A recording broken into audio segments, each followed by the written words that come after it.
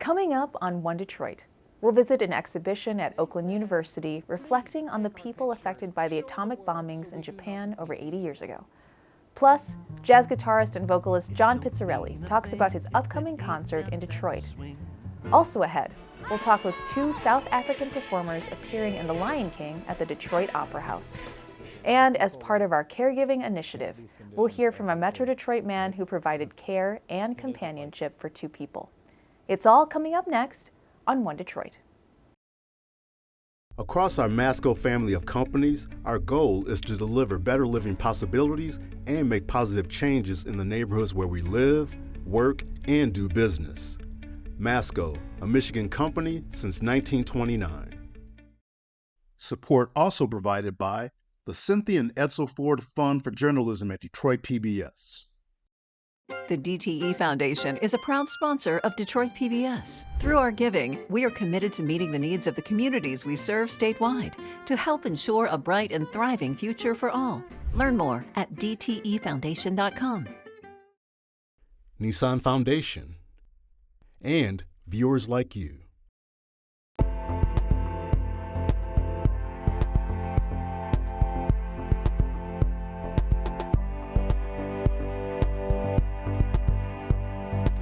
Just ahead on One Detroit, we'll hear from acclaimed jazz guitarist and singer John Pizzarelli about following in his famous father's footsteps.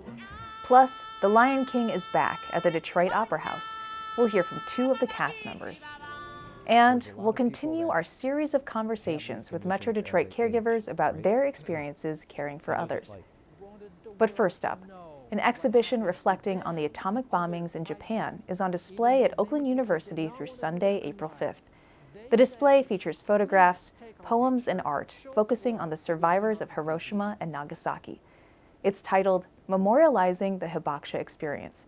Contributor Tokoshiki produced this story.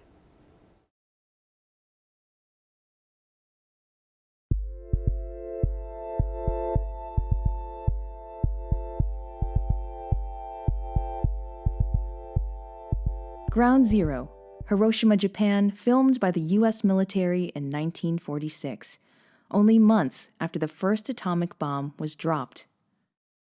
There are survivors who wanted the world to know what happened to them and others like them, even though many people did not want to be recognized.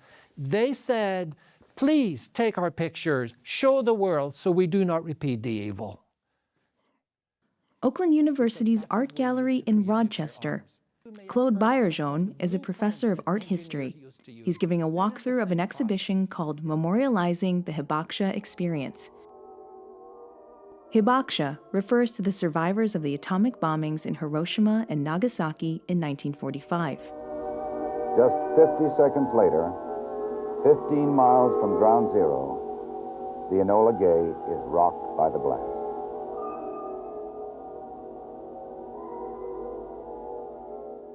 The significance of memorializing the Hibakusha experience, I think, has a lot to do with our current geopolitics. I do believe that a lot of people think that the threat of nuclear war is a thing of the past. People think that since the end of the Cold War, maybe this is no longer relevant. But I think it is even more relevant today than it has been in recent past. So that is one of the reasons why this exhibition, I think, is very significant today. I do want to bring your attention to these two magazines that are here, very, very significant. Published accounts of actual atomic bomb survivors' experiences. In the U.S., The New Yorker published a story in August 1946, a year after the bombings. Up until then, coverage of the bombs didn't focus on the human cost. The Radiation Effects Research Foundation estimates up to 246,000 died from the blast and the radiation poisoning that followed. This truly was the first time that the American people read about the people who were on the ground. Up until that point, it's all been about the mushroom cloud and the physical destruction of the city, right? But in this case, it begins a noiseless flash. The article tells the stories of 6 survivors. Then the world began to learn more. In Japan, a press code prohibited reporting about the survivors' experiences. It was lifted in 1952. There was no poetry, no art could be made, no literature. You could not talk about it. This magazine on this site, called Asahi Graph, is published on August 6, 1952. 7 years after the bombings. This is the first time that the Japanese people actually saw images of what happened on the ground. These are probably some of the most difficult pictures to look at in the exhibition, because at the time of these 3 photographs, these people were alive, but they died within hours or a day. The exhibition is in partnership with the Peace Resource Center, established in 1975 at Wilmington College in Ohio. It preserves a collection amassed by an American anti-nuclear activist devoted to the cause of the Hibakusha. You've got photographs by famous people. You've got photographs by anonymous amateur photographer. You've got books that do not exist in the United States, or some of them you can find 2 copies or something. Then they've got all this archival material. They have relics. They have example of Hibakusha handicraft. And Bayer-Jones had some other artists add their work to the exhibition. I ended up adding 5 contemporary artists whose work is also inspired by the nuclear experience, who are also concerned with the state of affairs on a global stage and want to make art that speak about the memory. I do hope that this exhibition will travel further. Looking back at the island of Bikini. So here's another one of these photographs. Professor Bayer-Jones' class, Visual Representations and the Nuclear Experience. This session's about Bikini Atoll in the Pacific. After the war, this was a nuclear weapons test site for the U.S. government. If you look at the file name of this, it gives you the date, and at the end it says secret, right? These images were all completely unavailable until several years, decades in fact, after the bombing. The things that we talk about in here, that the things that I learn about that I would have never known. And it's disturbing, really, to know that maybe if I had not taken this class that I would just walk around without any of that knowledge. My courses are about visual culture. In the course, Visual Representation Nuclear Experience, we have photographs that come from victims, that comes from survivors, that come from the military, that come from artists, and the list goes on. I'm interested in the totality. How can we look at all forms of imagery that actually look at the nuclear era? We were told very little about the actual bomb, but we were told like right after that it was for the good to end the war. So we were kind of told like it was okay. All of the information that I have and the knowledge I gain, it doesn't just stay with me in this class, it makes me want to talk about it. You know, with how depressing and how dark and how ugly everything is, I think it's even more important to leave with hope and to leave having faith that we can come out of this and we can be better. We need to take what we've learned and we need to be more loving. We need to be more empathetic. Don't let this hold you down, but let this kind of carry you forward. I think that's important for everyone to feel. We are there to look with compassion and empathy about what happened so that hopefully they will contribute to a better world going forward and not repeat the evil. Knowledge is power, and it's very important to know. Knowledge is power. Yeah. Mm-hmm. Thank you for that. Internationally acclaimed jazz guitarist and vocalist John Pizzarelli is bringing his signature style to Detroit's Cabaret 313 on April 11th. The concert will celebrate the Great American Songbook. Contributor Linda Yan from 90.9 WRCJ had a wide-ranging conversation with Pizzarelli about following in his father's musical footsteps, his new album, and his upcoming concert.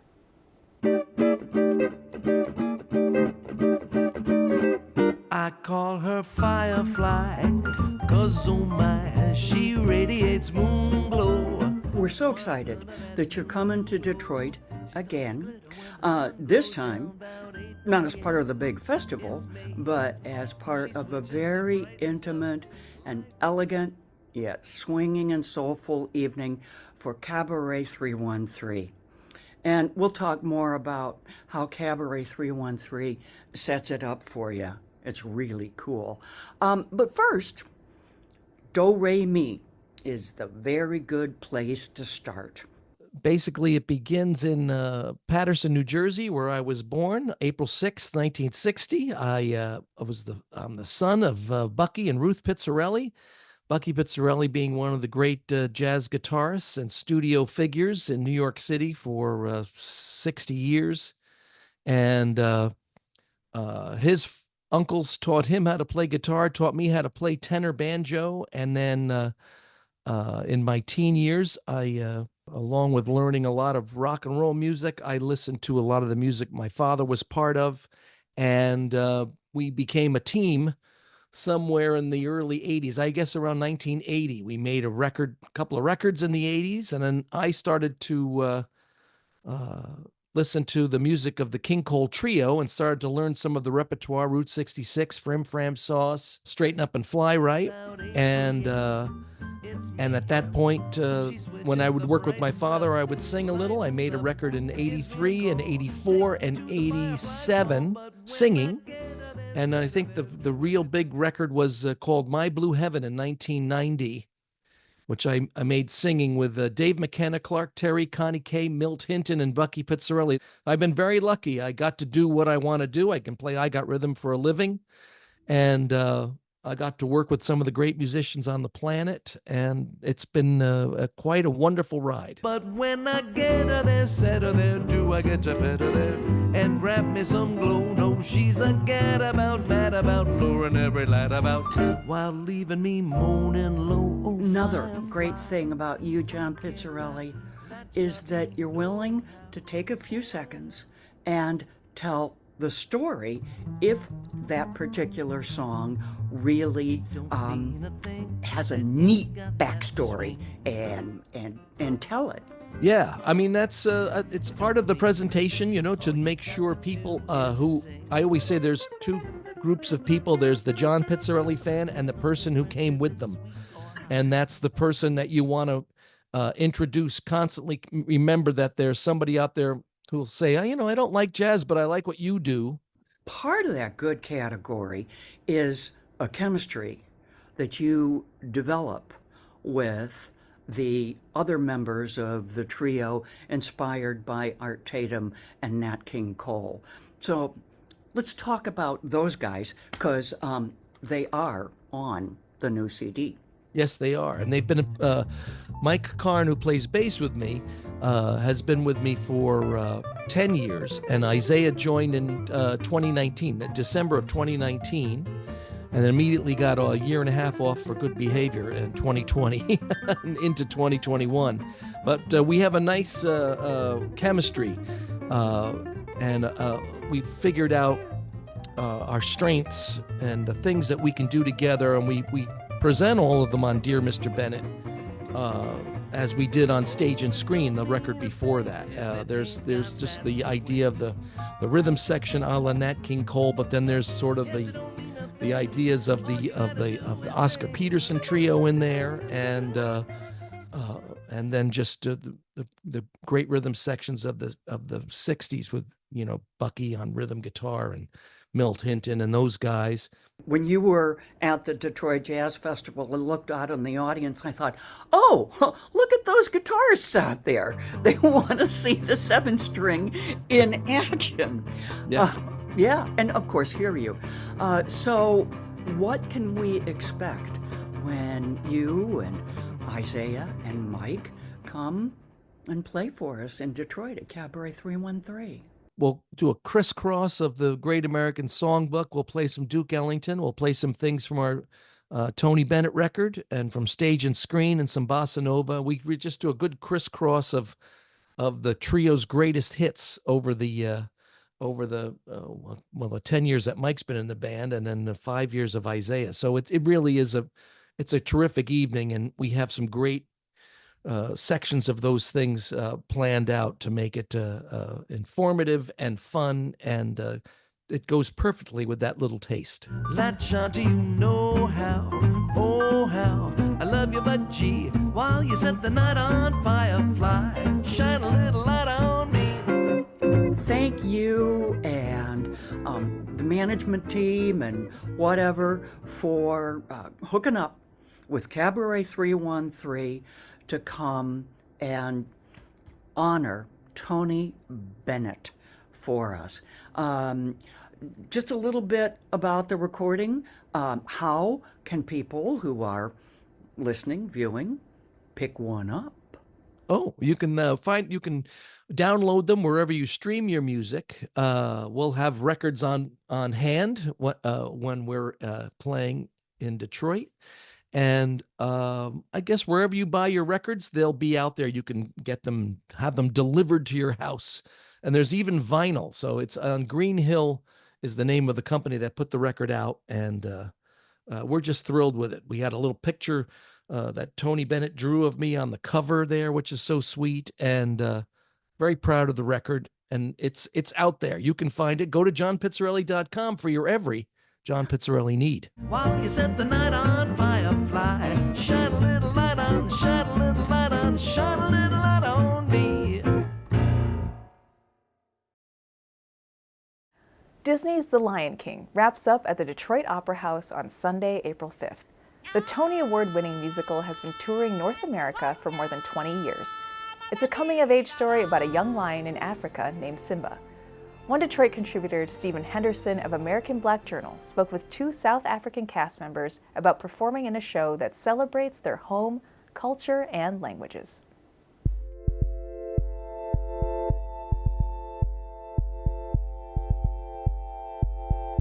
I am playing the character called Rafiki. Mm-hmm. She is a baboon. I know there's a variety of questions related to the character, but she plays a shaman in the show, and she's the only character that really doesn't really interact with all those animals.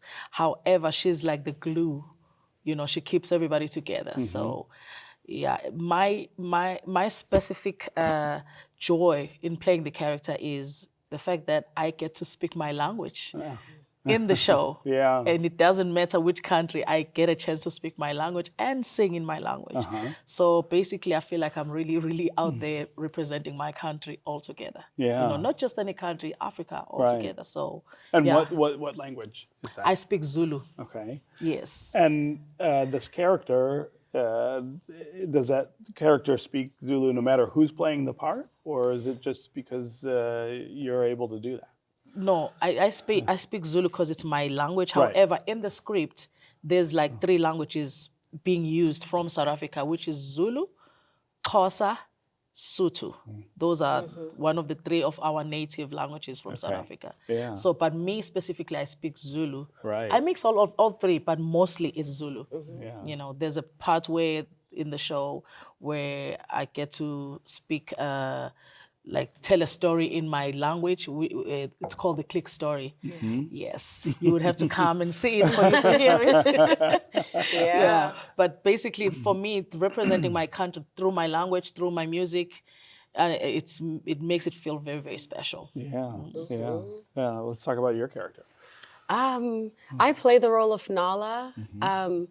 She is the princess of the pride, and she is forced to grow up quickly, but she also becomes the catalyst for the change that, that takes place when Simba comes back to, take his rightful place as the king of the Pride Lands. And she has a lot to do with that because she goes out to find help. So how that translates to me is, it's one of those things where you, especially as a woman, as young girls are being raised all over to believe, certain things about themselves. And then you step into a role like this and you get to be strong and to show up bravely and courageously. And Nala is exactly that. I came in thinking, having all of these grand ideas about what I would infuse into the role. But Nala really gives me the permission to be all of those things, to get to also be in a show that values the authenticity of, the culture that it represents. I also double as the show's dialect coach as well. So to know that they've invested the energy and the effort into bringing that to the stage as authentically and as truthfully as possible is something that I also take great pride in. It makes me so happy to be part of something so big and a legacy so rich. but also represent my culture and my country in such a big way, because like she said, these are our home languages that are spoken in, you know, a very small corner of, in the southernmost tip of the continent, but is being represented and has been seen by millions across the globe. Yeah. I'm not sure that I knew, or that most people I know knew that it is a South African story, that it is set in that culture. Obviously, it's African. Everyone can tell that, but I didn't know that it was specifically South African, and that changes, I think, for me, the way I think about it. I wonder for you guys whether you think people identify enough with with it being South African. Basically, I would say on that one, as much as they've taken the South African, of course, even if they could have used the whole African languages, but it was not possible. So at this point, using the South African, I feel, despite of different countries, we have common grounds. We relate culturally. We might speak different languages, but we are very much connected. I mean, the staging of this is, of course, you know, a huge part of what makes it special and so distinct, really, from the movie. I wonder, as actors, what that experience is like to be a part of something that is as kind of richly staged as this is. So, because theater is a living, breathing thing, we get to, in real time, at all times, pour in very real aspects of our lives into the show and into the roles that we play. Because on any given day, you could be experiencing what the story is telling, because we've all been within close proximity to loss, or we've lost something or someone, or have felt lost ourselves in the world. So whether you're on a journey of self-discovery or figuring something out, or a very real life event, you're bringing that into the story that on that given day, and it can touch somebody in the audience differently. On some days you're joyful about something and you're bringing that joy, and that's the beauty of it. Like, we're a cast of 50 plus international people from very different walks of life, and so we all get to come into that space and bring in whatever life experience we're having. It's very much alive at every given moment. And not only is it multisensory in that, you know, our orchestra and our percussionists who are in the house with us are very much a part of the story. You know, we have the procession coming in and bringing the story to life. So the audience gets to participate in that as well. And we get to see that and also feed off of that and react to that. So at any given moment, the story is alive. As soon as that curtain comes up and you hear the call, you know, the story just comes to life. As part of our ongoing caregiving coverage, One Detroit launched a series of conversations with local caregivers. Today, we hear from Clinton Township resident Tom Zeglanishny about caring for two people in his life. About 10 years ago or so, I made friends with a person from church and stuff, and we started to hang out, men's Bible study and stuff like that. And he came down with Parkinson's disease, and we used to golf and everything, so I'd pick him up, or his wife would drop him off at the golf course, and, you know, like, we'd play. And over time, as he got worse, you know, he couldn't golf any longer, but I just kind of made sure that I would pick him up and he would chip and putt. Now a friend of mine has an uncle that I pick up twice a week, and he has Alzheimer's, and we come here, we do different things. There's a lot of people that have these conditions as they age, right?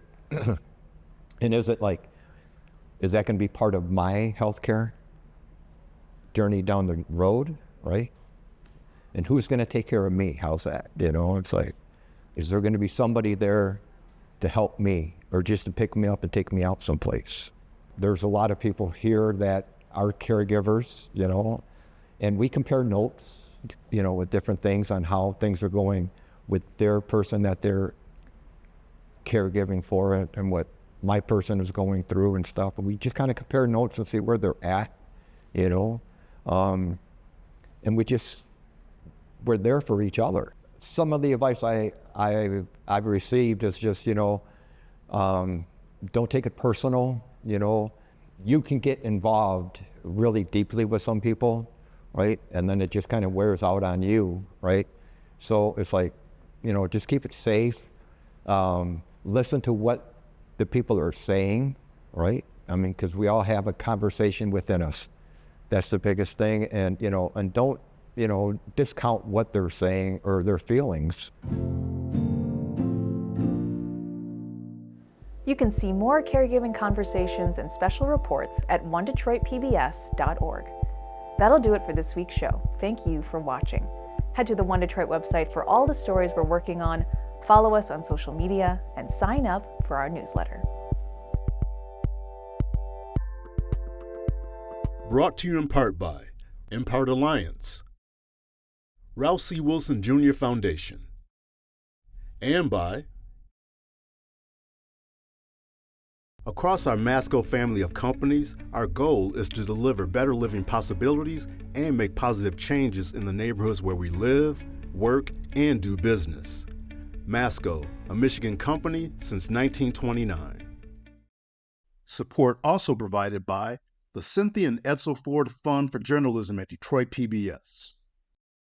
The DTE Foundation is a proud sponsor of Detroit PBS. Through our giving, we are committed to meeting the needs of the communities we serve statewide to help ensure a bright and thriving future for all. Learn more at dtefoundation.com. Nissan Foundation, and viewers like you.